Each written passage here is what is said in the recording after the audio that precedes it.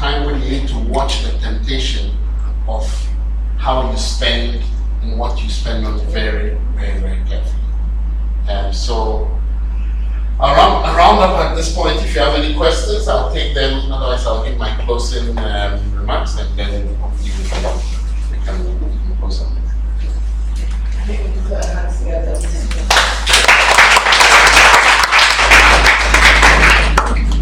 Thank you very much for sharing this with us. I think perhaps I building a legacy, and I think we've misunderstood each other. So we're really talking about the steps that you need to take, but I'm sure you're building Zuba Shop to be something that outlives you. And you certainly have some experience. 15 years is more than a lot of us can talk about. So definitely we've learned a lot from what you said today. I certainly have.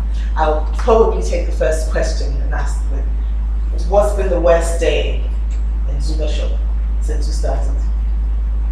Wow. I don't know if there's just been one, there's many.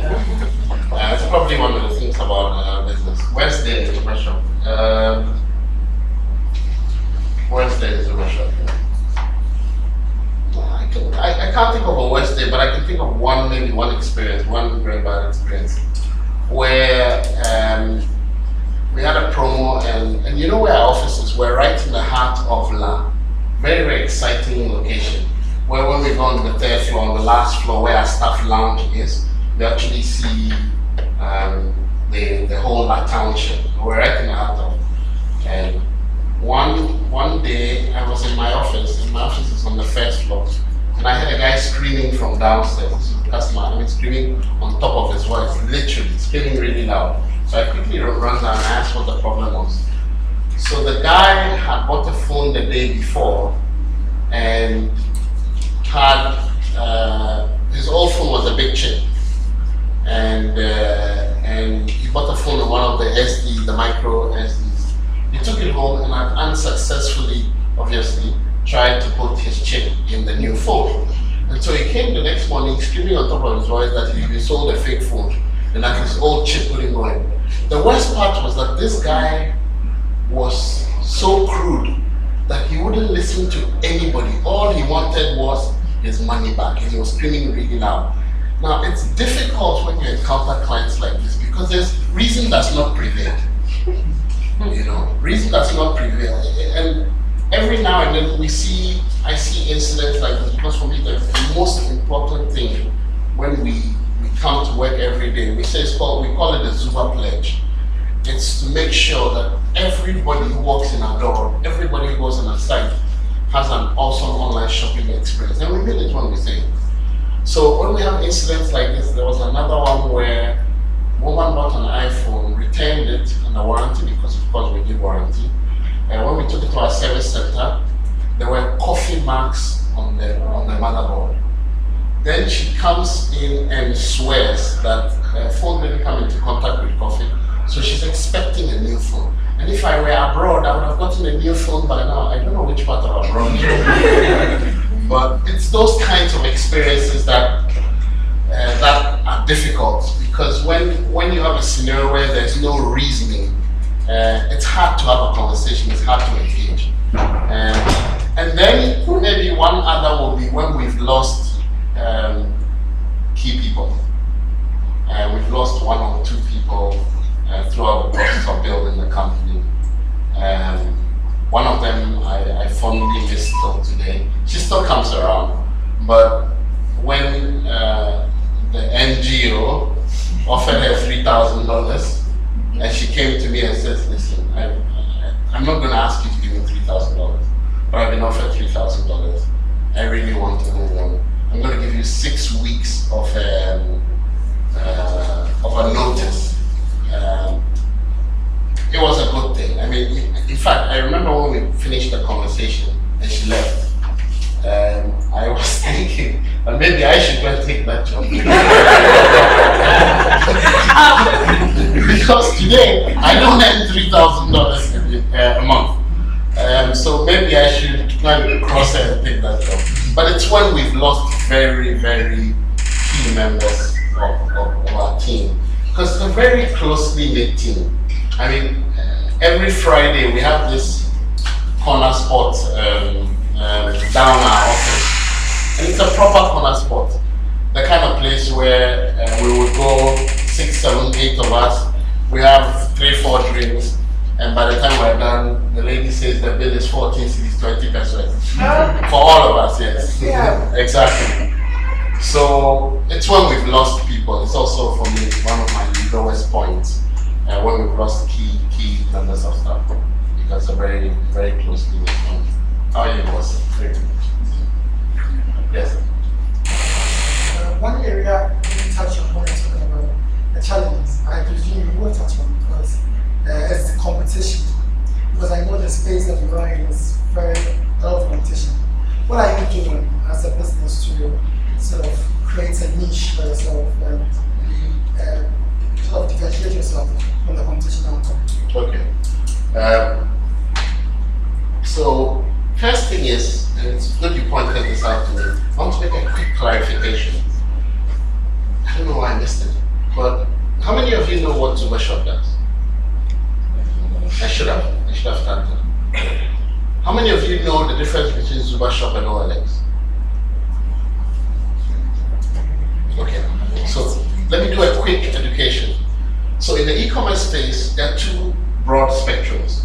There's what they call the marketplace or the market space, and there's what they call online retail.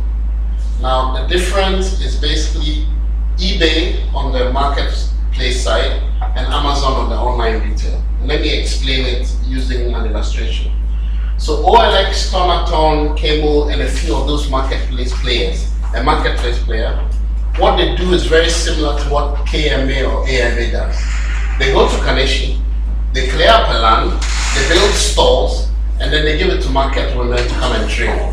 Now, whether the market women sell rotten tomatoes or good tomatoes, or what price they sell it for, is not their business. So what the marketplace players do is they're called technology enablers. They set up a platform that allows person A to trade with person B. So they are not involved in the business per se. They're called market enablers or marketplace players. Very differently, and it's not a case of which one is better than the other, it's just we're different. It's like a salon and a 4x4. The online retail space is where we're a retail company. We're like ShopRite, we're like Game, we're like A-Life, we're like Kingsway, except that we're online. So what actually happens is that we are selling directly to you. So for example, if you bought a phone on OLX and it was fake, and you went to the OLX offices, they will throw you out because they were not involved in the transaction, they don't know anything about the transaction. But in sharp contrast, however, if you bought a phone from us or an online retail player and you had a problem, or there was warranty or there was return, you take it back to them and they fulfill it. Just like you would do if you bought an item from Game, ShopRite, etc., etc. So that's a distinct difference between what we do.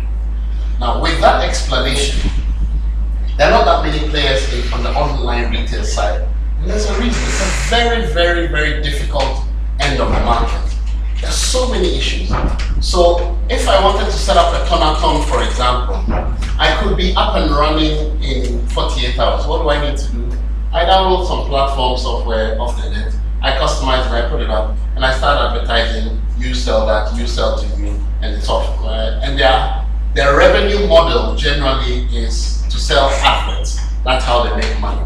However, with an online retail, you need a lot more than that. You need, of course, you need physical space. A lot of it. You need warehousing. You need logistics. You need a very complicated tech platform. Lots of things. Sorry. Payments. You need payments, etc. Because OLX doesn't deal with payments. They basically just hook you up and you go. So on our side, there are just about 1 or 2 other players. One of them very major and a few smaller ones. Fortunately, the major player is a foreign company run by, I think, some chick from Canada. This is what I say every day to my guys in the office. Largely Ghanaian team, we have one Togolese, one Ivorian, one Gabonese. I say to them, guys, listen, me, I come from the village, and I know the village very well. If I can let some Canadian chick who went to Oxford come and run an online business better in my country than I can do it, if I fail, I go back to my village. And we all go back to our village. Why? Because there's a big advantage I have, and that's what we focus on. We focus on our advantages and our strengths. And our big advantage is that I understand this market more than any global company. I understand this market and this region very well. I've worked a lot outside this country, but a lot of my work has been in this region. I know Africa in and out. I don't know, maybe about, with the exception of 3 or 4 African cities, I've been everywhere in Africa, everywhere in Africa. So that's one big advantage to us. So we play on our advantages. And as a business owner or as an entrepreneur, that's one of the things you should do. As Atamil said, you live or you fear. So you take your strengths, what you know you're strong in, and you play it hard. And I'm sure most of you know who the strong competition is, Jumia. Now, Jumia has $1.2 billion invested in Africa Internet Holdings, the company that owns Jumia. They know how to throw money away. So they do things like they buy stock and then they sell below cost and things like that. Can I compete? No, I cannot compete. I cannot sell below stock.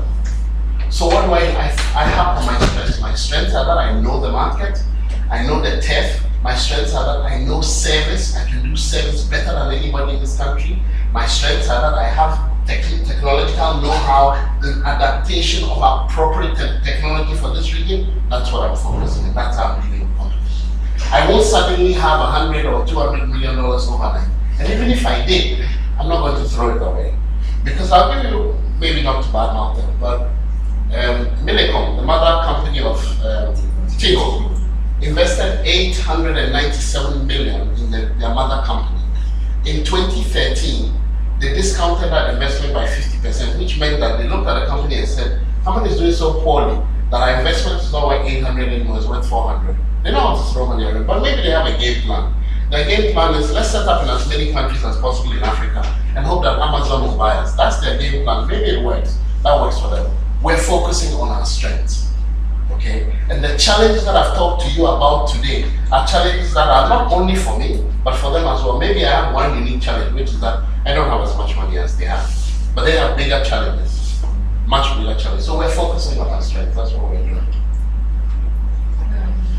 You mentioned one challenge whereby a lot of people calling they don't know how to use the platform as payment. So what solution are you coming? Because I can imagine the amount of calls and then you need to deliver as well, and then there's all your delivery people are different from yes, our delivery people. Yes, our delivery people. Then how are you? Because you need to reduce the number of calls. You can't keep on encouraging.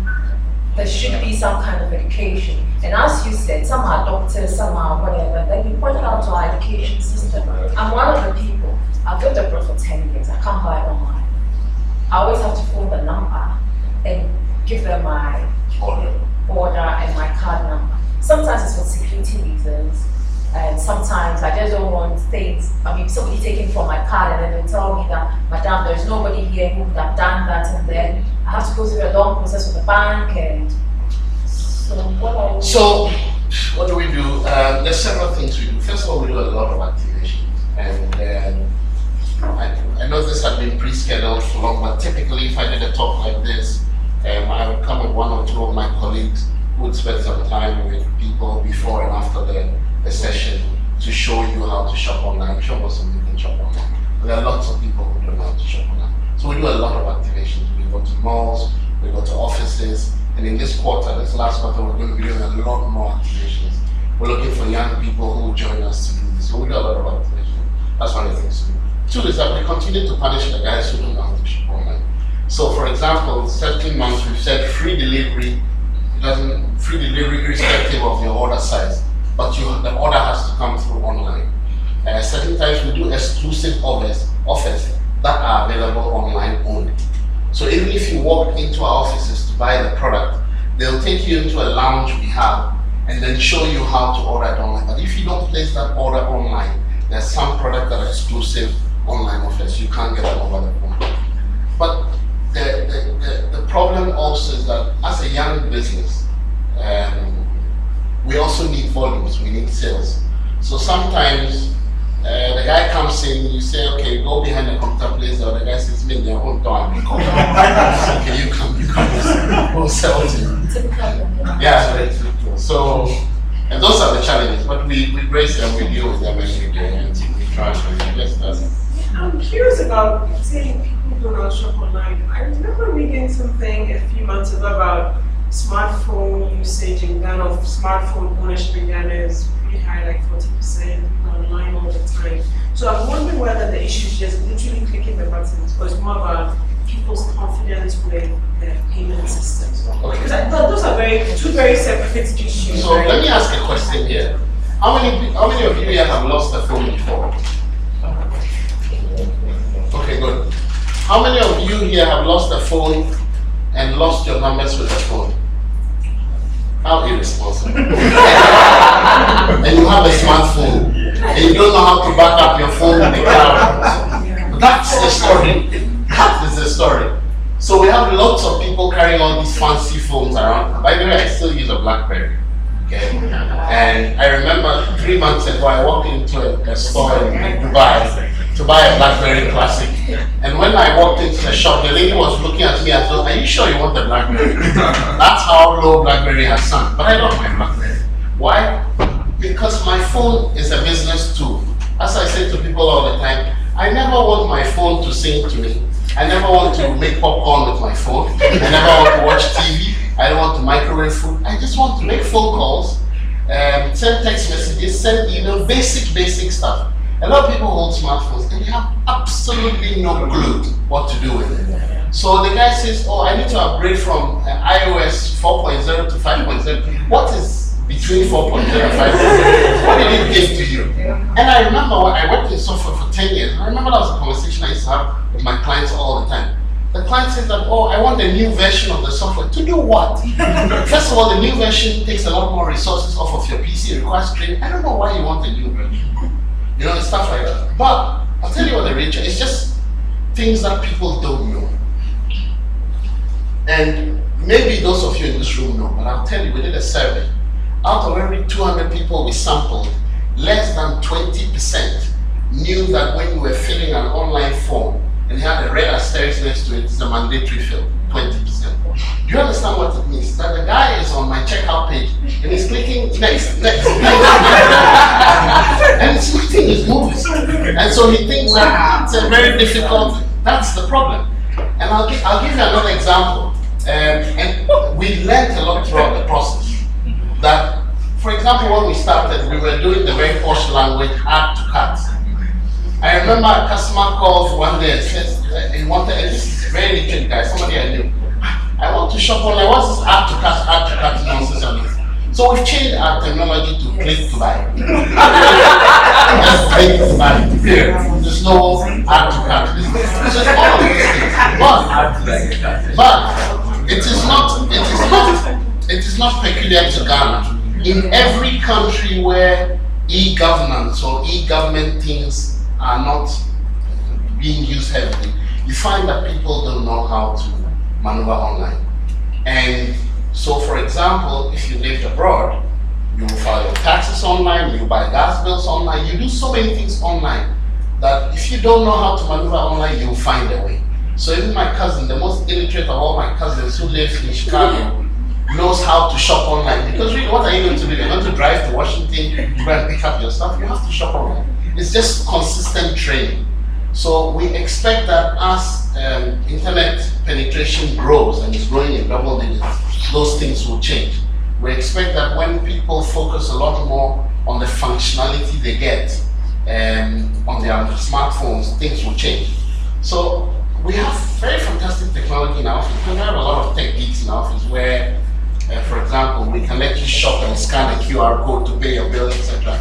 But I'm not too excited to roll out those solutions. Even the basic ones are an issue. So it's a real problem. It's a real problem.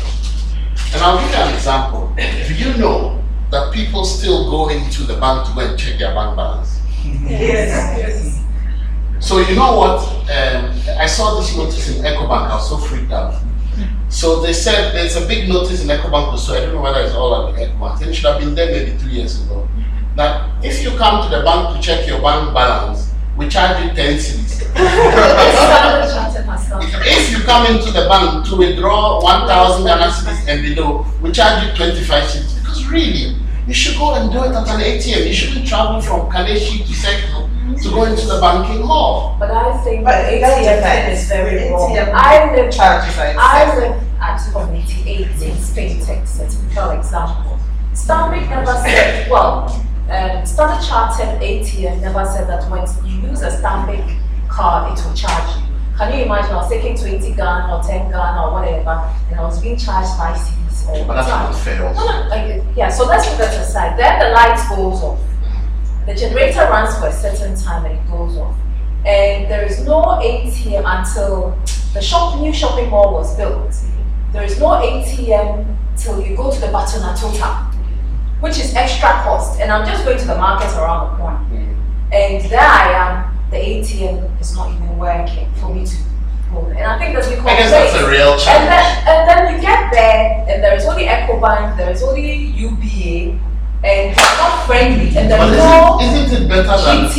Me, I don't like going into the bank bills. You know why? The service in this country sucks. Okay. It sucks 1,000,000%. When you go into the bank and But 3 ATMs at Total Batuna could Yeah. be down. And then But you those are are real problems. Have you gone into a banquet hall and you're looking in the girl's face and she tells you our systems are down? And you ask her, she said, the lady in the bank says a few minutes, the lady in the bank says our systems are down, you have to wait. And I said, well, how long do I have to wait? I don't know.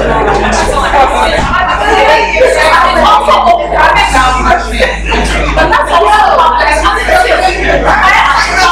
I can't take cash out and it's not scanning. Then Airtel is the one that's so you know that way. So that day your Airtel. I have a solution for you. I have a solution for Are you. you a banker now? I don't understand. Shop at Super Shop.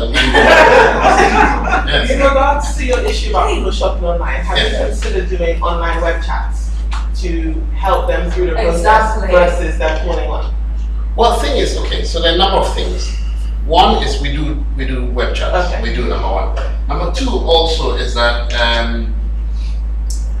as opposed to what? Have you? As opposed to them just calling in. Yeah. Yes, so as to resolve the as issue. soon Yes, as they have an issue where they're clicking and they're not Yes, filling the button. exactly. It's We not do hard. web chats, but you see the challenge is that sometimes the problems or the ignorance is bigger than web chat. Like I said, if the guy doesn't know, for example, that anesthetic is a mandatory field, or for, we don't even start the conversation. We really don't start the conversation. So sometimes the challenges are bigger than just web chat, but we do.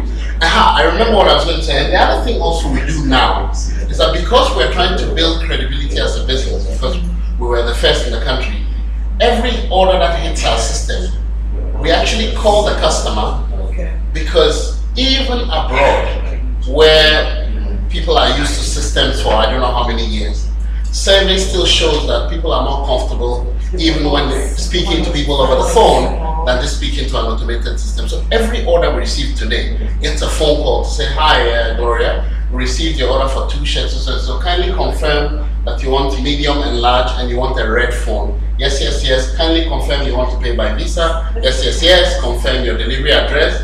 And half the time the delivery address is a PO box. I don't know how they want us to deliver a PO box. But half the time the delivery address is a PO box, so we have to obviously go through with the customer. So every order. Maybe you need to change the technology as well. We've worked a lot at it. It was going to be my first point. Sometimes it's very technology heavy for somebody who doesn't really understand, like add to a cart, for instance, click to buy and it's more straightforward. But it's more how much of a drain is it to your business that you have to call people to confirm the bookings that you're doing?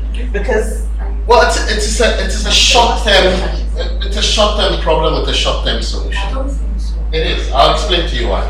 You see, first, the biggest challenge with receiving orders on the phone is that it means we're only open 8 to 5. Because what it means is that we close at 6:30, by the way. What it means is that by 6:30 when we leave and the guy tries calling to place the order, he doesn't get through. He hangs up and he doesn't place the order. However, because the system is open 24 hours, technically the shop is open 24 hours, we can still allow the guy to place the order. And then the next morning, there's really no strict time frame to call the guy, even though inside our office, once the order hits the system, if it's a working hour, you should receive a call within 45 minutes. Otherwise, 2 hours after the next working day starts, maximum. So we give a call. But we estimate that by the time we hit, give or take, maybe 150 to 200 orders a day consistently, it might be a difficult task. So we're employing very, very intelligent solutions, for example. So the system automatically tells me if the order is coming from somebody who's placed an order before. So once I'm able to do that sort, let's say I have 150 orders, but only 32 of them are fresh customers, I only call only the 32.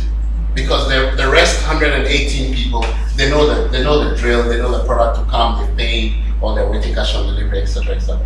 But you see, we can't also eliminate the whole calling process. Because like I said, the guys put a PO box to start with.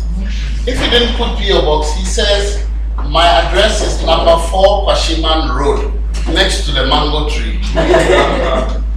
Well, how do I deliver that? I don't know where Kwashiman Street is. We even have a functionality that allows people to upload Google Maps, and out of the, I don't know, thousands of orders, I'm sure maybe only 10 or 2 or 5 have ever submitted a Google Map. That's why, again, I don't get too excited about this rolling out technology. Because we spent, I don't know, maybe a whole month being excited about the fact that the guy can upload his map and it's exciting and whatever, and then our guy will just show up at the door and then wait till you get to a compound house and you're not sure which door it is. But there are real challenges. We cannot in the short term eliminate the continuous phone interaction. We try and minimize it. For example, you cannot call a customer more than 4 times in my office for one order. 1 to confirm the order, 2 to say you're setting off, 3 for directions if you get lost, and 4 if and when he gets picked as one of the random customers to be surveyed after the delivery has been made. No more than 4 calls. Yeah.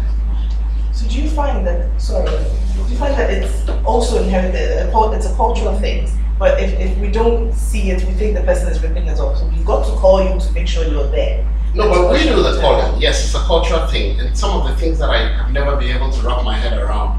There are some people, some ladies, who every time they order, they want to pick up. We allow that too. You come and do a self-pickup. And when I see the guy the first time, I understand because he wants to see our office and check and make sure we're the lead company. Then a second time, then a third time, then a 4th time. So one day I asked one of the guys, I was like, why do you, we can deliver to you, especially when you order about the threshold where it's free delivery. He says, oh, I was just passing by for the 6th order. There's just some behavioral patterns that we cannot understand. But the guy, every time he orders, he wants to pick up. In fact, there are several patterns that we try and study, and that's the beauty of technology and digital stuff. I can tell many, many things. I can tell, for example, the guy's placed 26 orders, 50% of them were in the home appliances category, whatever. So next time when I'm pitching something, I know what to pitch. But there's some of the behavioral patterns that we still cannot wrap our heads around. The guy, for the 6th time of his order, he wants to pick up by himself. And then there's some unreasonable requests like, open the box, let me see.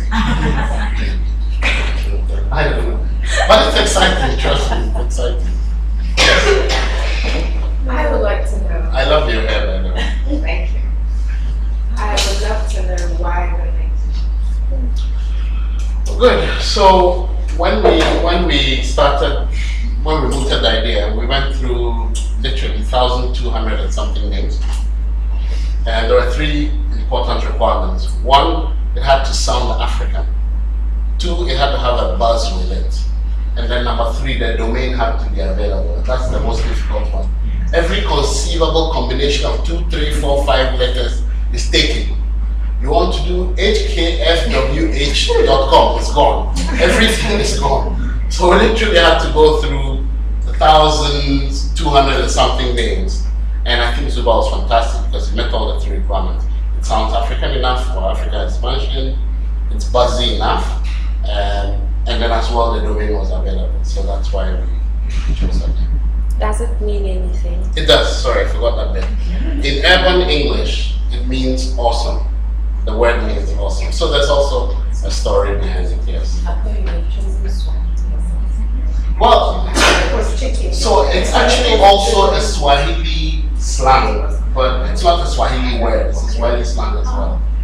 Zuba. There are few, don't look too much when you Google the word Zuba, there are few very sexual definitions. So I guess that in itself is also good branding. Yes. From what you said so far, I've gathered that adoption of the online shopping experience has been very slow. Yes. And I believe Ghana is getting there. What's your take on technology being part of the process, and what do you see, or what does the future look for, as in like the online shopping experience? What does the future look for Ghana as a whole? Okay. I'll start by telling you 4 things that contribute to growth for e-commerce in Ghana. One is what you call it, data penetration. And when I say data penetration, I mean how much data is available. Now it's a lot more exciting. People are browsing on their phones, etc., etc. So as internet connectivity penetrates and grows, naturally people are looking for things to do online, and so it's one of the things that grows our business. 2 is payment platforms. As payments get a bit more sophisticated, e-commerce will grow. Because I remember when we started, or when e-commerce started, one of the biggest difficulty was that most e-commerce companies were expecting you to load a card and then buy. Now, when you do that, you are selling proprietary money, because sometimes the guy is walking around, he has a card that has 200 Ghana cedis, but he has 0 cedis in his pocket. People don't like that. People like for their money to be able to do many things. Buy online, buy a pizza, do many things. So they don't like proprietary money. So the emergence of more sophisticated payment solutions like touch and go or touch and pay, like you take your phone, you scan a QR code, or you touch a device and it pays, etc. Those things will help grow. 3 is general sophistication. Our market is getting more and more sophisticated. Today, I have conversations with my 5-year-old daughter who says to me that it is not every tablet that's an apple. I asked her, what did you say? She said she wants a tablet. So I said, okay, you can have this one. It was one I don't know what, one of the brands from my office. He says, no, it's not every tablet that's an apple, my 5-year-old daughter. So there's a lot of sophistication now. All of this sophistication will drive a lot of interaction, and also will change consumer behaviors. We're starting to see consumer behaviors change significantly. Google commissioned a study where they sampled a number of people. One of the things that was instructive for me from that study was the following: that before, people were used to shopping routinely. So you go to Costco every 14th day, you go and buy 6 cartons of this, 12 cartons of this, and you go put it in your warehouse, and then you of course you use it 14 days. Of course, I miss and remember those days when growing up, my mother would measure the milk on a teaspoon. You can't just be pouring it uselessly like that. But those behavioral patterns will change, so people do things more on the fly. So I'm on WhatsApp chatting, and then a screen pops up. Oh, it says buy a can of Milo and get 1 free. Click buy, and it's bought. Next thing, he's doing something. He says get a massage for free when you buy 2 tins of something, and then he buys. So behavioral patterns even are changing significantly. People are no longer planning and going to shop. People are shopping with convenience. That, for example, the fact that I deliver to you instead of you having to come all the way to me. The fact that I allow you to compare 20 different products when you want to buy a phone online, check, compare, spec, reviews, whatever, and just suddenly click a button is the kind of thing that will drive e-commerce. So all these things will push e-commerce aggressively. What are we going to do to help grow it? There's some that's within our control, there's some that are not. For example, the general education of the masses on how to shop online is a very big task to put on my head. So I like the fact that there's a few tonatons. I like the fact that there's competition, because we all help to grow the pie and make it bigger for us to enjoy. So I'm hoping, for example, that very soon we can buy ECG online. I'm hoping, for example, that very soon we can file our taxes online. Those are the things that will help people practice over and over and over again how to maneuver online, and then our work becomes a lot easier. But if you ask me 5 years from now what the landscape looking like, I think it will play out exactly the same way it played out in America in the early 90s. which is what the Walmarts of this world watched in a very giggly and almost ridiculing manner when the Amazon started saying that, you know what, you open your online shop, I'm going to open another 50 more retail outlets. And then today, they're suffering because the Amazons are worth 3, 4, 5, 10 times what they are worth. Let me show you how bad it was in the mid 2000s or to the late 2000s. Because online shops are generally leaner in terms of efficiency running business and because their prices are better, there was a phenomenon called window shopping in the States, where people will go into the shop, touch, feel the product, evaluate it, and then go home and order it online. So that the shops were losing a lot of business because there are some products that people wanted to see, so they went into the shop to see them. But they ordered online because they were cheaper, because it was more convenient. I'm not going to go to Costco and buy 6 cartons of this and carry it into my car or whatever when I can just click Costco.com and then they'll deliver it to me, you know. And then some people are just simply buying convenience. So guess what? Even the Walmarts today are doing similar stuff. You know what they're doing? They have, I've forgotten what they're called, but they have like lounges and cafes where you walk into the shop, even as you go and get the physical interaction of the shop, you walk into the lounge, place all your order behind the PC, have a coffee, and by the time you're done, your item is ready to be dropped in your car. So it's different things, but 5 years from now, what I see playing out is that online business or online retail will be massive in this country. I don't think the brick and mortar stores will die.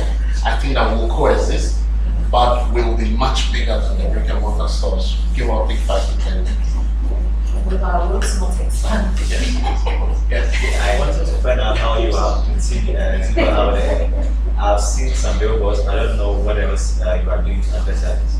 Okay, so we like any small to so like any medium-sized business, we have challenges with budget. So we're not going to go crazy and be doing Duraplast and Utaplast and all those things because half the reason why you hear about those people so often is that they have almost limitless budgets and they spend crazy. And we're using creativity. For example, in quarter 4, we want to roll out what do you call it?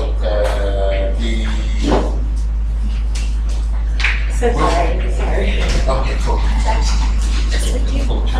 So we're setting up a series on WhatsApp, and we want to be able to do more things using social media, using smarter tools, etc., etc. The billboard things are really, really expensive. I'll tell you, one billboard in a good area will cost you in excess of maybe 20, 30, 40,000 Ghana cedis a year. And it can do a lot of things.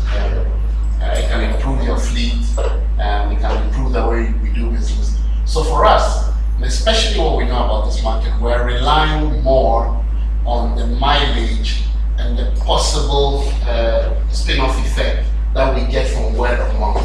Because in regions like Africa and Asia, word of mouth is known to work 7 times better than any kind of advertising. So if and when you shop online at Tuba Shop, I want to be able to spend all that money making that experience one that will make you come back, or one that will make you bring somebody else, or one that will make you refer somebody else for a coupon or a voucher. And we are not at the point where we can spend crazy money on TV and radio, but we're going to be doing some radio, but our focus is usually on social media marketing. Is that really like paid ads? Everything. We do everything. Paid ads, paid backlinks, SEO optimization, some Facebook ads. Sorry? It is very tight. I mean, when you have a 10, 20,000 Ghana cedi marketing budget a month, and you are fighting a competitor that spent 100,000, 10, 20,000 Ghana cedis versus $100,000 this month. But we generally believe that the market won't be won that way. We're still by far the market leaders. We believe that the market will be won with interactions, by the one-to-one interactions. And the feeling that people get from a one-time experience or or what they've heard from somebody who's experienced us and the service, and that's what we always happen, because one of our big advantages is that we have very good service. And any one of you here that orders an item from Zuba Shop and has a service unsatisfactory, I challenge you to bring it to my attention, and I will give you a full refund. Actually, no, you keep the item and I give you a refund. Keep the item. Yeah. So I haven't told you in detail, but in my office, one of the things we do, for example, we have a concept of wine bottles.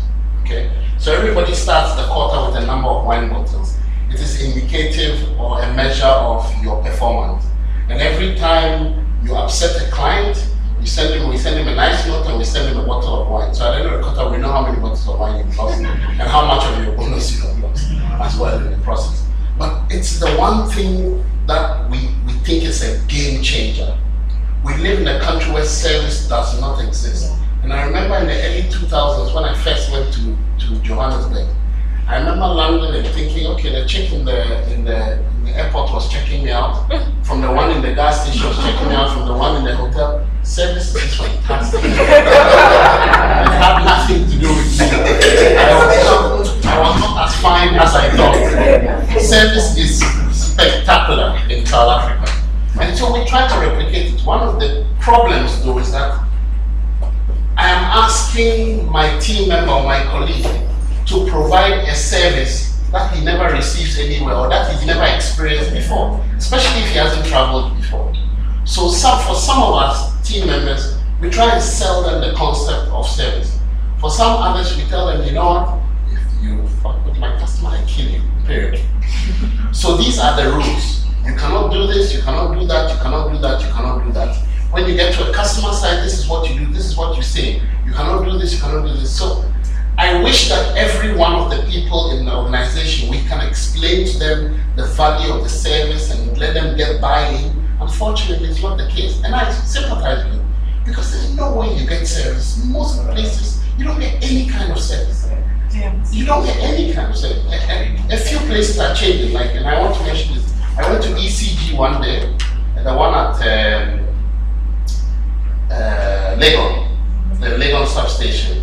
And I remember feeling this sitting where I thought the chick was checking me out at the reception. And then the lady upstairs and the guy, everybody was pleasant. I found out later that I think they had outsourced it to a private company. But it's so refreshing when you go somewhere and you feel like the person wants to serve you, as opposed to when you call or go to ministries. Something like, hello? So I suppose a woman just woke up and she's upset. You disturbed her from sleep, don't. So, service is a game changer for us, yes. Let me divert on it. So I just wanted to know what you did at Intel. Wow, interesting. So, by far, Intel was probably an international company, the most exciting job. I did many things. I did a lot of business development, but my most exciting job was with a group called EMPG, the Emerging Platforms Group, where a group of us within Intel had constantly mooted that Intel products were unsuitable for Africa and that they needed to incubate a number of engineers to do products that kind of suited this region. And nobody listened to us until Negroponte came onto the scene, threatening to sell $100 laptops that would kill everybody, including Intel.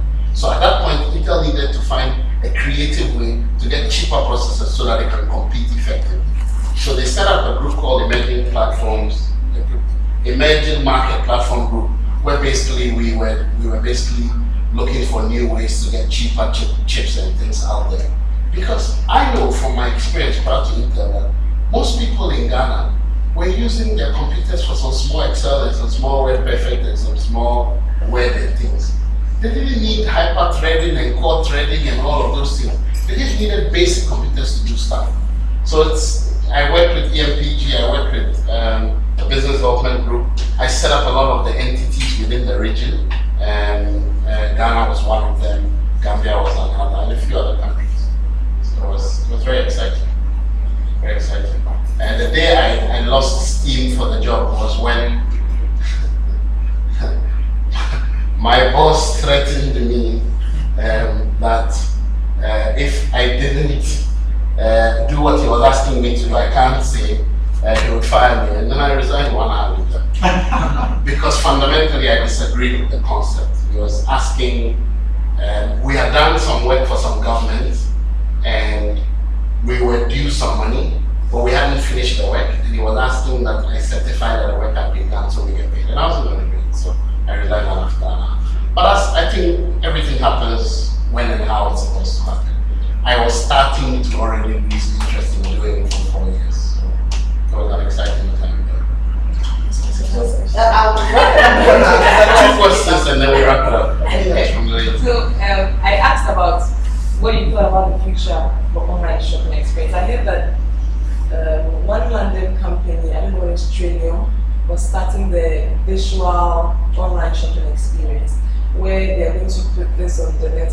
You can go onto the net, visualize what you want to buy, working as though you were in the real shop, and then how do you think that is going to play out? What's your Okay, first I forgot to ask you, the future of online shopping, in 5 years I'll be a very wealthy man. I'm hoping so. But I don't think we're ready for virtual shopping yet. A number of reasons. One, we don't have enough bandwidth to do virtual shopping. Two, even click text and manage the revenue problem. I don't know how it's going to be with virtual shopping. I think it's more exciting. I don't think we're there yet. I think we're there another maybe 2 to 3 years. But trust me, we'll be in the cutting edge of technology. We'll definitely be there when it happens. But I would rather be more excited about virtual shopping, where, for example, you can take the item, turn it around, look at it, feel it, maybe experience it more than necessarily walking through the. It has all of that options. Yeah. But it will play out. But hopefully, a very wealthy man in 5 years. And I hope you'll be there to spend some of the money. What kind of payment solutions do you use, and which ones are the most popular? I'll tell you which ones are the most popular. But we do everything. In fact, I did a talk in New York, 2 months ago, and I was telling the guys, some guy from Amazon, I was telling them, do you know something? He says, what? I said, we are more technologically advanced than you. He says, why? How's that possible? I said, we cover a lot more payment options than you do, because we do all the debit and credit cards, PayPal, mobile money, but we do cash on delivery as well. And of course, Amazon does a good job. So the most popular is cash on delivery. We're still in a market where people like to feel and count cash, as many as our cash may be, and we still have to touch and feel it. So it's still about 60% of our business is still cash on delivery, but we're starting to see it grow, because we started with 99% cash on delivery and it kind of declined, and we've seen other payment. We're seeing mobile money, debit and credit cards, a lot of debit cards, very few credit cards, because we have people who shop from abroad for delivery to friends and family here. We don't deliver all the time, friends and family here, so we're seeing growth in that. It's mobile money, debit and credit cards, and then a few e-wallets like Slide Pay, Express Pay, those kinds of things.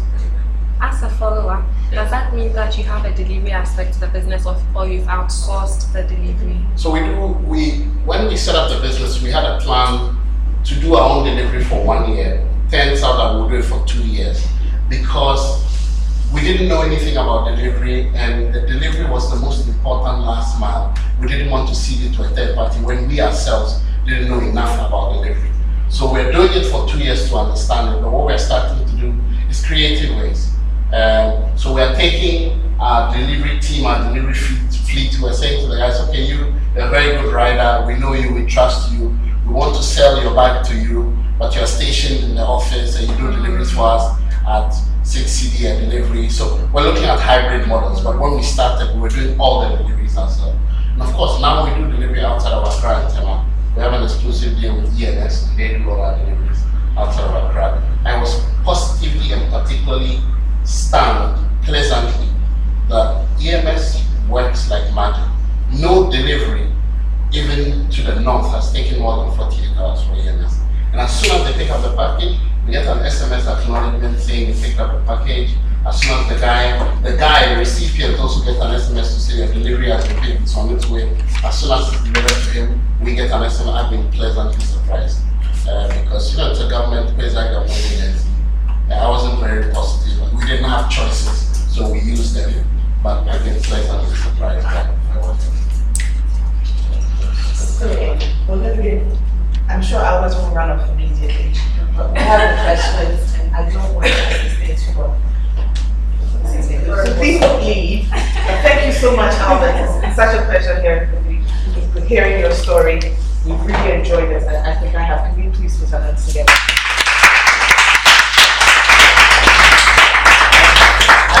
I thought this was the point at which you contribute money. Thank you so much. But thank you all of you also. Abel wanted to have the last word in prayer. Yes. So thank you all for coming as well. Just a few quick announcements. Next week we have Mr. Seth Day from Blue Skies who'll be speaking to us. So please come, bring your friends. I think that's going to be a very interesting one as well. And Tech Pleasure Month will go on sporadically throughout the October because we've interspersed with that break already, but it should be fun for the rest of the month. And also November and December are going to be very exciting months. So keep an eye out on our Facebook page and our Twitter, and we'll soon be on Instagram when we get technology and follow us on what we're going to be doing for our Christmas specials when we bring in some of the very good speakers who've been with us throughout, and for Demo Friday, which will happen in the month of November, and bring all our exciting entrepreneurs to showcase their goods. One quick point I want to make. Well, I don't know which one of you was here when Farida did a presentation. So Farida is my ex-girlfriend, you can say that. So I worked with Farida for 4 years, and excitingly, splendid soft. She worked at Soft for 3 years, I worked at mine. And one of the things I've learned from Farida, following up from learning from people, is how we cannot allow limitations that we are born with or we are faced with in life shape the way we do things. She's such an outstanding story. I just thought to mention as well. Right about that. Very last but not least, we want to say thank you to ServLed Africa, who continue to sponsor us or allow us to host this event for you for free every week. Give us all the resources that we have, the generator, the types of tools, and everything that we do. So we're very grateful to Nana and Sam. Sam is not here, but to Nana who's over there. At the same time, ServLed is in the business of helping businesses grow and grow the right way. So please speak to them if you have any questions about what they do. And also if you want to join the accelerator to find out more information from Nana or speak to Miriam, who will be able to help you with it. Okay, so thank you all for coming. As we start, so do we end. We'll say a prayer to end, and Abel has what to say. So let's bow our heads. Father Lord, we thank you for such a wonderful evening. We thank you so much for our speaker and for the words of wisdom that he's given us today about building a business and building a sustainable business. We're so grateful for the opportunity to learn so much from our speaker. We ask that all we learned we'll be able to apply in our various businesses in our eyes. We ask that as we move from here to our various homes, you keep us, you guide us, and you lead us. So when we meet next week, we shall be grateful to give you all the glory and the praise. Let's announce we ask in Jesus' name. Amen. Please don't leave. Let's take a group picture now, and then the refreshments as well. I respond to my emails very, very proudly. So if you needed to ask me anything, it's Albert at Zuba Shop. Sorry? Really? After everything he's done, you have to go Thank you. What have you been up to?